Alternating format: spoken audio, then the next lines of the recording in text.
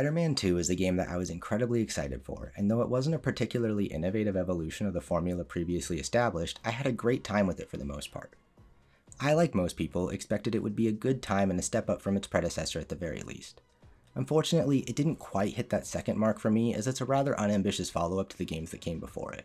But speaking of those predecessors, I think it's only fair to point out that I was rather biased towards this series going into this most recent entry. Over the course of their two previous Spider-Man games, Insomniac successfully and with little convincing made Spider-Man, and more specifically Miles Morales, my favorite superheroes by far. Now, as someone not particularly attached to superhero media, that's not the highest of praise, but I still think it's worth saying that I look forward to Spider-Man stories because of the wonderful time I've had with every entry in this ongoing series of Spider-Man games, this one included. And while it stumbled occasionally, threw more bugs in me than I expected or appreciated, and presented a rather uneven story experience, I had an incredible time swinging through NYC and found beating up enemies as both Spider-Men to be as fun as ever. I would happily recommend it to anyone looking for a quality open-world action game, or anyone who has even a passing interest in Spider-Man. Overall, I think Spider-Man 2 is a good game in spite of its shortcomings and give it a 7 out of 10. That's my short spoiler-free review for Spider-Man 2. If you're sensitive to spoilers or want to play the game completely blind, I suggest you stop watching now, as despite not finding the story as a whole too terribly compelling, there's a lot of fun twists and turns I think any fan of Spider-Man will appreciate. And with that out of the way, let's get on with the video. Part 1. Presentation and Performance. In my experience playing Spider-Man 2 in performance mode, the game was an absolute visual treat. Despite having seen Insomniac's version of New York City twice before, I didn't really expect to be impressed by the visuals. Oh, how wrong I was. It's clear to me now that whatever resources were not spent on having to create a new world or setting were allocated towards making this the most beautiful presentation of NYC to date by a wide margin. I can't even tell you what exactly they've improved, as I haven't played the previous entries since their launch on PS5 back at its release, but I was immediately blown away by how amazing this game looks and know without a doubt that it's a substantial upgrade over even Miles Morales' beautiful winter backdrop. It was a joy swinging through the city in every lighting and weather condition, and I wouldn't be surprised if I find myself revisiting this game someday just to swing around the city and take in how pretty it is. As far as I could tell, the game ran at a smooth 60 FPS, though it may have dropped occasionally in chaotic scenes. If it did, I didn't notice, and it wasn't impactful enough for me to remember it as I write this script. The game looked and felt smooth throughout my time with it. That is, if we don't include the bugs.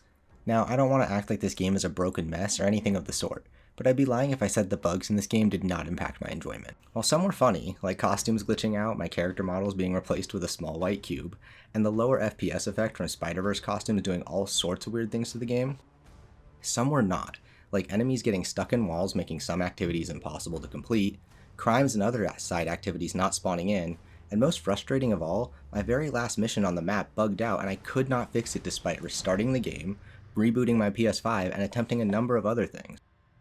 I eventually just got fed up, and seeing as I couldn't get 100% completion anyway, I opted not to grab the last 4 spider bots I was missing either.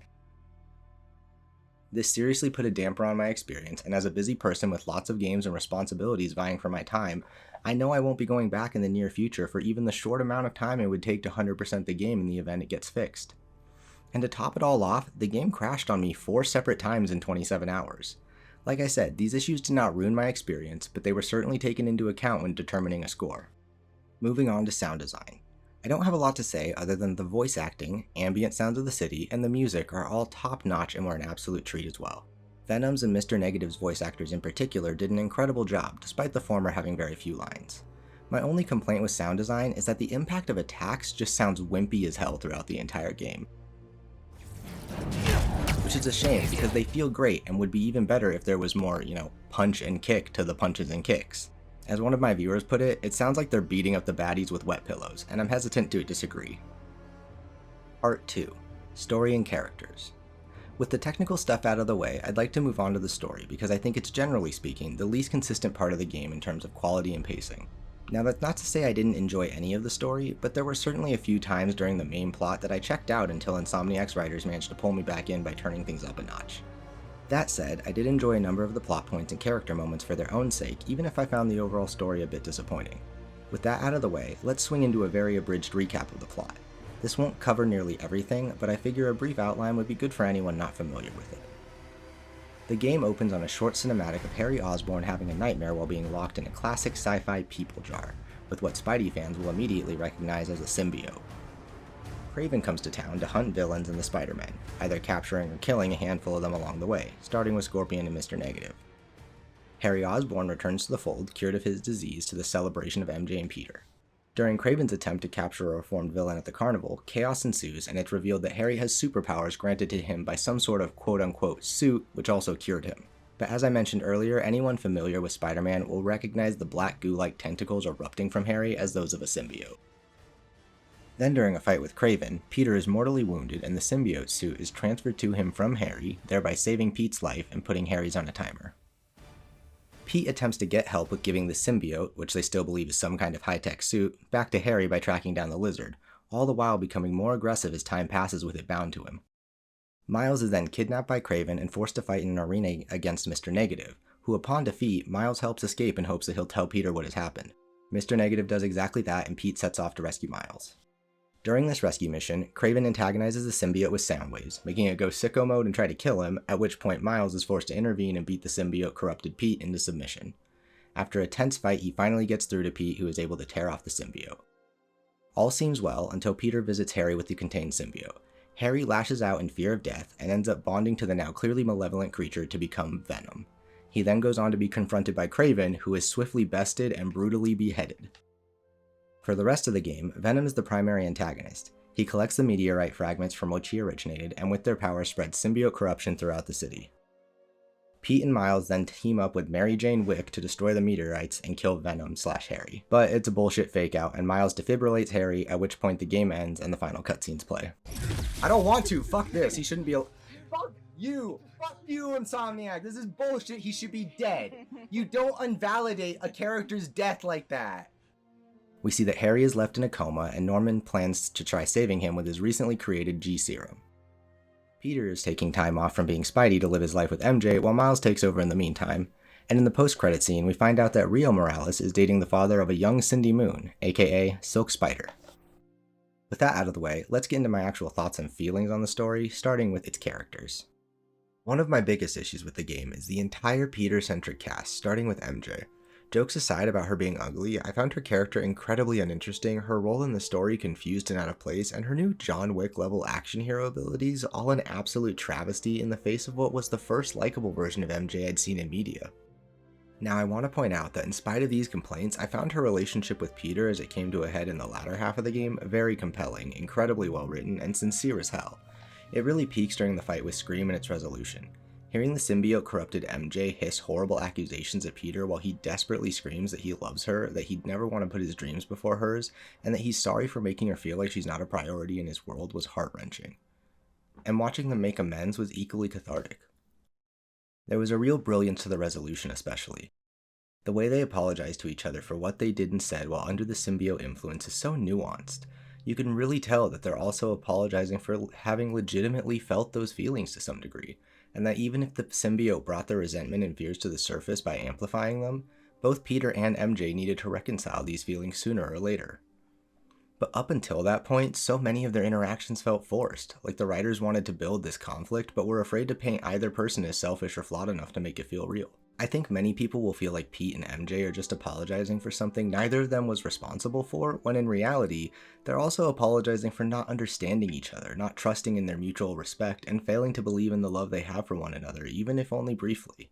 My point is that their story as it relates to each other feels half-baked, particularly in the first two-thirds, which then leaves the great ending to their story in this game feeling really unearned. Speaking of unearned, there's also the issue of Harry. I can forgive Pete not realizing his best friend wants to fuck his girlfriend, but I find it absurd that MJ doesn't acknowledge or recognize it.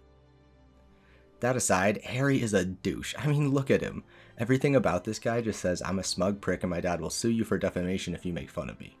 I don't know if it's the performance, the writing, or the character design, but not at any point in the story did I have any sympathy for this character because I always felt like he was hiding something, like he was planning something terrible. And the thing is, he wasn't. I kept waiting for him to turn, to show his true colors as the villain, and while he does eventually become a villain when bonded with the Venom symbiote, we're led to believe it's not in his nature at all, that he's just a desperate and broken young man afraid of dying. I don't know if it's a holdover from my assumptions about the character and his transition into a bad guy in other stories, or if it was actually his portrayal in this story, but either way I found him unconvincing, unlikable, and was tired of him not long after he appeared on screen. Finally, for the big man himself, Peter Parker. I really loved the characterization and depiction of him in the first game and felt his story was convincingly and excellently told. However, at the time, I didn't really consider where else the story might take the character, and it feels like Insomniac didn't either.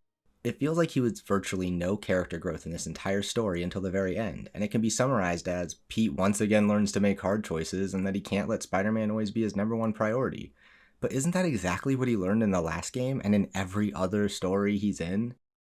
I feel like the only compelling moments with Peter were, as I mentioned, the climax of his relationship with MJ and the short amount of time he spends opposite Miles as an antagonist while under the influence of the black symbiote suit. Moving on to the part of the story I did like and wish there was more of, Miles and his cast of characters. First we've got Rio Morales, Miles' mom. She's supportive, understanding, driven, protective, and always has Miles back. I find the relationship between Miles and his mom to be incredibly sincere and heartfelt, and think she's an excellently written character. Moving on to Genki, there's less to say about him, but he's just a cool dude. So cool, in fact, that he acts as tech support for Peter now, too. Our next character is Miles' friend and love interest, Haley. While she doesn't get a lot of screen time or focus, I found her sweet demeanor and patience for Miles' life as Spider-Man really endearing. There's a side mission where you play as her for a short time, and I thought it was interesting how the devs tried to help the player understand her experience as a deaf person better by cutting out most of the sound during this part. I also think it's a neat touch that Genki as well as Miles learned ASL in order to communicate with her. For a lot of the game, I wanted to complain about the will they won't they dynamic she had with Miles when it was so clear they like each other. However, Miles addresses this towards the end in a way that some may feel is lampshading, but I felt was in character for him. Last but not least in Miles' stable of side characters is his Uncle Aaron, aka the Prowler. He also doesn't get a ton of screen time being a reformed villain, but what he does get is good, and I felt that Rio forgiving him out of inspiration for Miles having already done so was a nice touch. And now we get to Miles, my personal favorite character in this series, my favorite Spider-Man, and these days my favorite superhero in general. While Miles was great and his struggles were believable, I was ultimately just sad that he wasn't more of a focus in the story. With that said, what we did get was great, and I found the entire character arc he shares with Mr. Negative, one of the villain's Craven hunts, to be super compelling, demonstrative of great character growth, and proof that Miles is just the better hero in this story. It was great seeing him reinforce his belief in redemption established by his relationship with his uncle and set Mr. Negative on that path towards it. I think what made this especially poignant was that Miles comes to terms with the idea of not killing by recognizing that mercy is not given on behalf of your enemy, but on behalf of yourself. He doesn't need or plan to forgive Martin Lee for his actions as Mr. Negative, but he did need to let go of the hate because the only person it had the power to hurt is Miles himself. It's not particularly profound, but it's real, and it was delivered with a sincerity that I appreciate. I think it says a lot about how well written this version of Miles is that he could believably reach such a difficult and mature conclusion at his age. I also found Lee to be incredibly believable in his growth as well. He was established as being an intelligent and charismatic villain, so it seems more than plausible that he would express profound shock at a conflicted young man with great power and every justification for wanting revenge, showing him mercy. I also found Lee's voice and motion capture actors to be particularly exceptional, which made his entire character arc more real to me than it would be otherwise. All in all, it was a great redemption arc for an interesting villain, and even Pete seems to agree. As for the rest of the story, I will say that I found the inclusion of Scream and Anti-Venom to be very inspired choices that I'm sure pleased at least a few die-hard Spider-Man fans. And I also got really hyped at the end of the mission chain featuring Wraith in her hunt for the Flame. After seeing Pete save the Flame from Wraith after she makes her choice to kill him, I found it incredibly harrowing when it's revealed at the end that the Flame is Cletus Cassidy, and he's in possession of the Carnage symbiote. Wraith specifically calls out Peter for saving one man when killing him could save thousands, and anyone familiar with Carnage knows that at least in this instance, she's right and Pete fucked up. All in all, the story left a lot to be desired, but also impressed me with how well it followed through in the delivery of some individual character moments and stories. The main story was not amazing, and the two main villains weren't particularly fleshed out, but Venom hasn't gotten the best treatment in the mainstream, so I'll take him actually being an imposing threat if nothing else. I also think they did a great job setting up and teasing an interesting series of potential directions to take the sequels. And like I said, there were moments I found very compelling even with the characters I didn't enjoy. I didn't mention Craven much because he's pretty simple, just a bloodthirsty warlord looking to have a final glorious hunt before he dies of cancer, but I do feel like I missed an explanation along the way for why he's so powerful, unless the potion Pete comments on while investigating him is actually the reason. I also found he did a good job of being an imposing villain in the first half, even if his motivations were half-baked. Anyway, that wraps up the story section, but I guess I'll close by saying that in the sequel, I'd honestly like to see Pete killed off or otherwise retired early on to make Miles struggling with how to be the only Spider-Man a major plot point. I just think Pete's story is played out and a lot less exciting than what can be done with Miles. That's not to say they couldn't take Pete in a cool direction, but I'd just rather see my preferred Spider-Man take center stage going forward. I'm also really excited to see what they do with the introduction of Cindy Moon and what that means for the inclusion of Silk Spider in the future.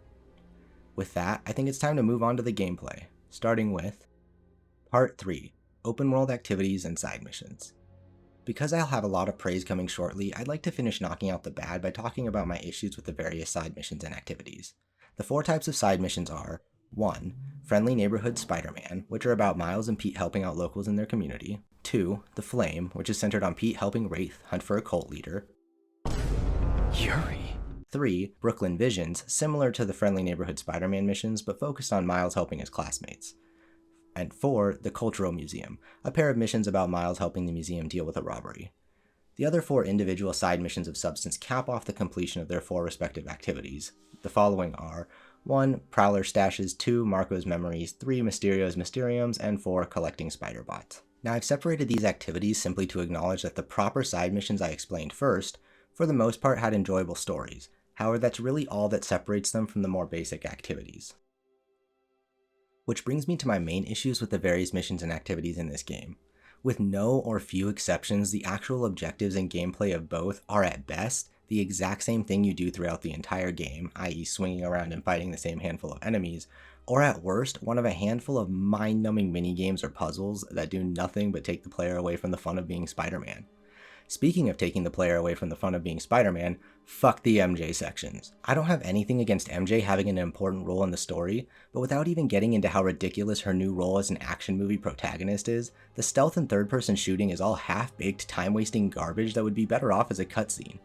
Other gameplay sections that should just not exist or should have been cutscenes include anytime you are ever doing anything other than swinging through the city and or fighting baddies as Spider-Man. I started that like there was going to be more, but I think I pretty handily just wiped out all the bad gameplay in the game with those parameters. Other than the reward for completing them, and in the case of proper side missions, the enjoyable short stories, there is zero reason to ever want to engage with this content. Now don't get me wrong, the missions that you're just swinging around and or fighting are fun because that gameplay is just solid through and through, but they offer virtually no variety from one to the next. The highest praise I can give any side mission in this game is that some of them had good combat and traversal related gameplay while also having decent stories, but that's about it. But that was only a few of the actual side missions. All the activities are throwaway filler, on par with shrines and enemy camps from Tears of the Kingdom in terms of how varied or fulfilling to complete they were.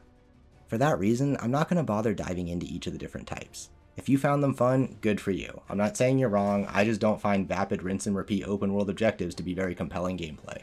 Before we move on to traversal and combat, I have one thing about the side missions and activities as a whole that I really appreciated in spite of what I've said.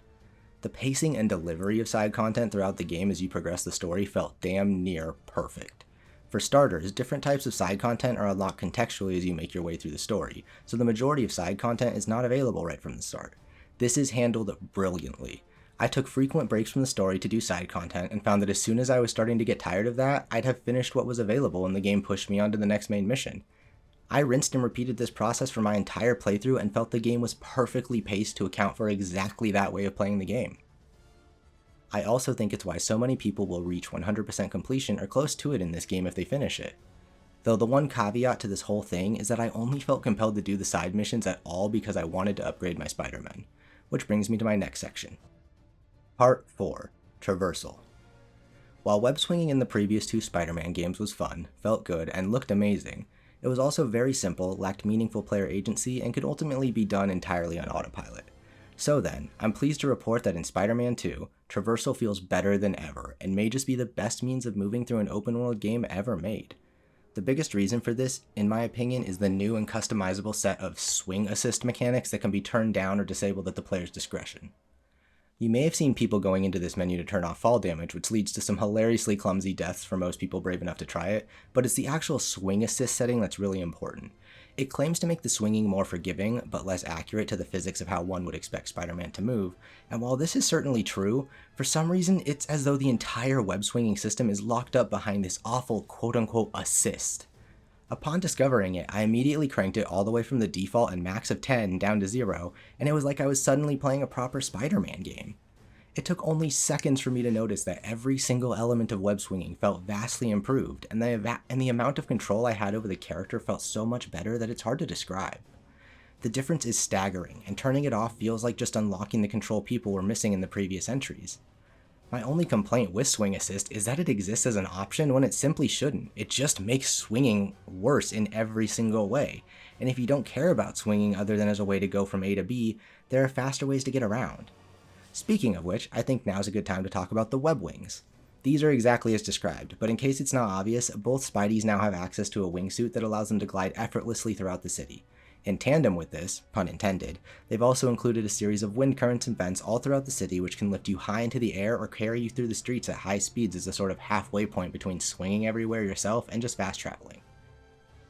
I found they were a nice inclusion and worked exactly as intended.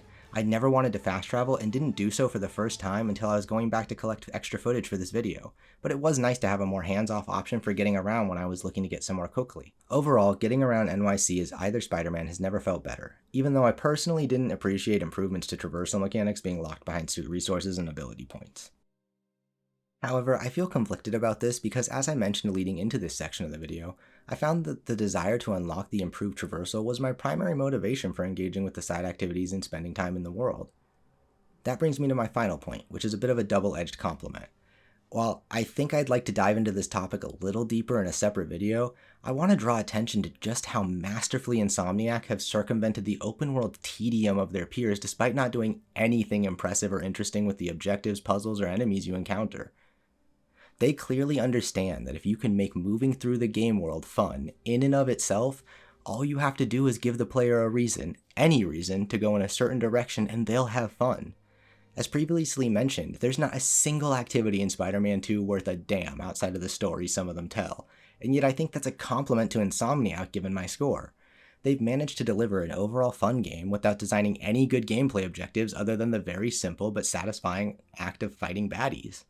I'm not a game developer and don't presume to know better than those at Insomniac, so I'm not prepared to offer a solution to this conflicting experience, other than making the side activities so compelling that I do them just to do them, but I don't suspect that will happen anytime soon.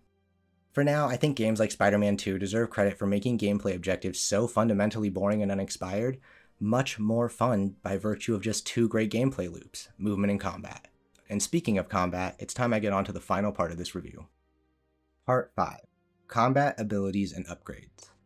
The combat in Spider-Man 2 is tight and felt great playing on spectacular difficulty most of the time, but I was a little disappointed by the lack of variety across the board, starting with the abilities. The thing is that while you have access to 4 abilities akin to what Miles had in the last game, you only have a total of 4 gadgets plus web shooters, which means at best you could generously say that you have roughly 1.5 times as many options in combat as either Spidey used to. Now, you might be saying, but Bon, each Spidey has 2 if not 3 different abilities they can choose per slot by the end of the game. And while that's true, they're really just the same abilities with different visual effects and some minor tweaks. While I'll admit that's a bit reductive as each Spidey does have some slight variation in the effects which can be applied by their abilities, for the most part you'll functionally be using the 4 same abilities all game. Each Spidey also has a unique ultimate ability. Miles has a big AoE attack that does good damage, and Pete gets a big symbiote damage buff to all attacks for a short time, resulting in most enemies dying in 1 or 2 hits. Now, all of these abilities are either given to you by the game at different story intervals, or unlocked in the skill tree using ability points. Speaking of the skill tree, let's talk about that real quick. Each Spider-Man has his own unique skill tree tied to their individual special attacks/abilities, and they also have a shared skill tree in which more general combat and traversal mechanics are unlocked. My only issue with this is that the traversal options just make the game more fun and there's no reason to lock them behind a skill tree. I found that upgrading and diversifying my combat options and improving traversal via the suit upgrades were more than sufficient in motivating me to do side content and seek out upgrade resources. Honestly, I was just annoyed that my first skill points went into fleshing out the fun of moving around the city. The suit upgrades, while pretty basic, offered a few unique options, like reducing the cooldown on the vertical and horizontal air dash abilities, or my personal favorite, the floor is lava, which gives a stacking damage bonus that resets upon touching the ground. This was perfect for me, as one of my favorite things to do in combat was see how long I could go just juggling enemies in the air. Bringing this back around to my point about the lack of variety, let's talk about something I enjoyed a lot at first. The basic flow of combat. In general, you'll mostly be using normal attacks to recharge your abilities and gadgets, while tapping the dodge button in response to enemy attacks. This feels just as good as in the previous games despite its simplicity, and I felt like the harder difficulty was well tuned to make mistakes just punishing enough to keep me engaged and on my toes. The problem comes later in the game when you have started sufficiently upgrading your abilities and gadgets, at which point the best strategy and most efficient way to deal with any combat encounter is to use your ultimate, spam all your abilities, all your gadgets, and then bounce around doing normal attacks until they recharge, which by the end of the game with upgrades is incredibly fast. This becomes clear rather quickly to anyone reading the ability and gear upgrades, so the game seemingly wants you to realize this, which is as confusing as it sounds. To be fair, the game isn't all that long and doesn't overstay its welcome, so the repetition that starts to appear in combat didn't put me off the game in a major way, just disappointed me a bit given this is the third entry in this series. Moving on to the boss fights, there's one more mechanic that I need to mention. You may also have to parry some attacks indicated by a yellow and then red circle flashing around the enemy. I didn't mind this mechanic but felt it was rarely important in normal combat, and on the flip side felt the boss fights leaned on it way too much. The best strategy for bosses was always to stagger them with an ability or parry one of these attacks, follow up with a series of normal attacks until the stagger ends, rinse and repeat. On spectacular difficulty, you get punished for playing really any other way, which meant that in boss fights I felt more like I was playing a mediocre Dark Souls clone instead of actually fighting like Spider-Man. So unfortunately, I caved and just started spamming parries and abilities in every fight completely unchallenged. And that's pretty much all I have to say on the combat in Spider-Man 2. But to condense my thoughts a bit, I'll say that it was plenty of fun and more than good enough to hold my attention throughout most of the game. It only started getting old towards the very end, and I found the different combat unlocks to be the major motivation for engaging with side content other than the traversal upgrades in some of the stories. Boss fights looked cool and were decent, even if they were a bit frustrating in their rigidness and repetition. Overall, I had fun fighting baddies as either Spider-Man and appreciated the small improvements to it. I just wasn't impressed by combat in a meaningful way. Having covered each of the major parts of the game I felt were worth discussing, it's time that I start wrapping up this review. First, I want to say that overall, I really enjoyed my time with Spider-Man 2 in spite of its flaws, and I'm still very excited to see where Insomniac go with the sequel and any other superhero-related games they are making or might make in the future. Most of my issues with this game stem from the fact that it's the third entry in this series and doesn't do a ton of things to separate itself from its already very impressive predecessors. The visuals and moving through the world were both the best they've ever been, and while not quite to the degree I would have liked, combat is also undeniably improved. The story may fall a bit flat, aside from a few great moments between characters, the bugs started out silly but grew to be frustrating, and the actual gameplay beyond the core loops of movement and combat may leave a lot to be desired, but overall this game was still something I was glad to have played and would comfortably recommend to most people. As I stated in the beginning of the video, I give Marvel's Spider-Man 2 a 7 out of 10.